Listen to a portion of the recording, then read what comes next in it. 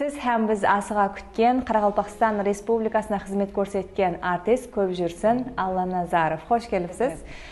Әжинияз рөлін сізге сеніп тапсырған уақытта сізде бір қорқыныш сезімдері я болмаса бір еплей алмаймын деген сезімдер болмады ма? Әлбетте бұндай сезімдер болады. Съемка Түркия қаласында болды. Ол жақта бір ай таярлық болды. Рөлге ұсыныс келсе, ең бірінші киноның мәнісіне қарайсыз ба, яки гонорар тарапіне жақсы қарайсыз ба?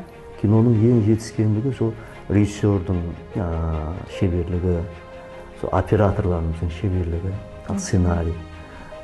Сол егер режиссерлар күшті болса, актердан жақсы танылып біледі.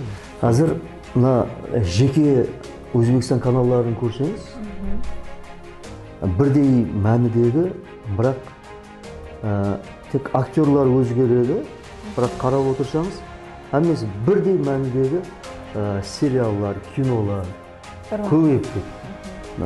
Өзімізден келтірген жас актерларға маслихатым, әм уақытта минетте болу керек, минет ету керек, ізлену керек.